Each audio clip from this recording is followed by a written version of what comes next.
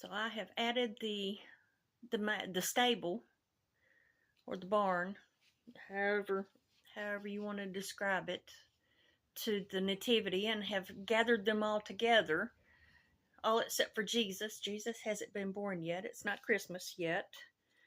And the scriptures surrounding the manger or the stable is taken from Luke chapter 2, verses 4 through 6. Actually, we'll start with 1 through 7. 1 through 7. Chapter 2, verses 1 through 7 of the MEV version. In those days, a decree went out from Caesar Augustus that the entire inhabited earth should be taxed. This taxation was first made when Quirinius, the Q name, was governor of Syria, and everyone went to his own city to be taxed.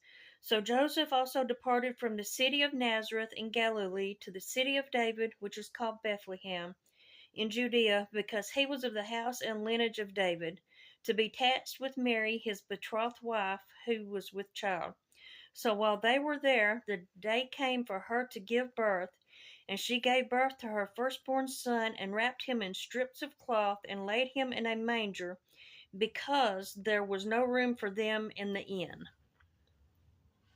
So whenever they got to Bethlehem, Jesus wasn't born in a house or in a place where there were other people around.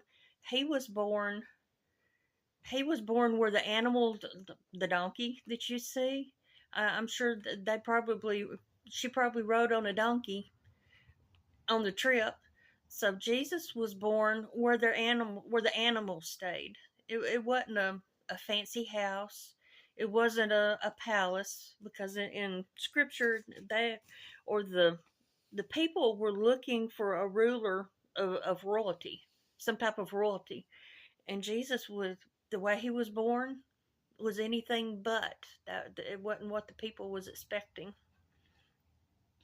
And the angels that appeared to the shepherds even broadcast to the shepherds in verse 12, and this will be a sign to you: you will find the baby wrapped in strips of cloth, lying in a manger. And the manger, his bed that he laid in while he was in Bethlehem after he was born, was a feeding trough. It wasn't a crib. It wasn't a bassinet. It wasn't a bed with mom and stepdad.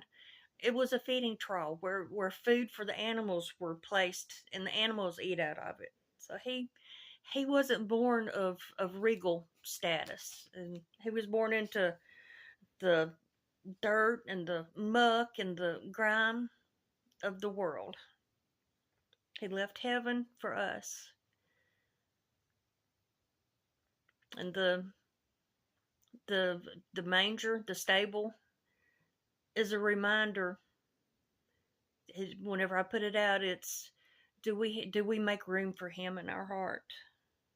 I know one of the nativities that I gave one year, I thought how ironic, because I was able to personally give all the pieces, but the very last one, which was Jesus, I ended up having to leave outside the door, and I thought, how ironic that Jesus, instead of being placed in the hands, physically in the hands, was left outside the house in a box outside the front door waiting. And I thought, how many, that's just a very vivid picture of how many times Jesus is just sitting outside the doors of our hearts, waiting for us to open the door to allow him in. So I just, if Jesus is at the door of your heart knocking, just consider opening and seeing how he can work in your life. And it's not an overnight, but it's a process. But it's a process well worth beginning and walking through. There will be one more of these videos whenever Jesus is added. That'll be on Christmas Day. So I will talk to you in that video then.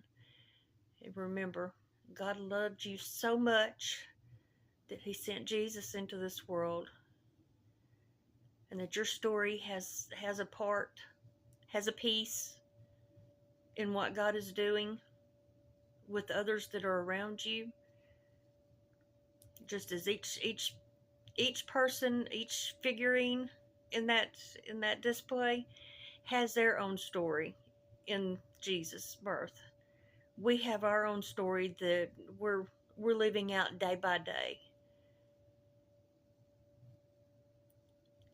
And if nobody's told you lately, I love you and hope you have a great day, great night, great morning, whatever time it is that you're watching this video.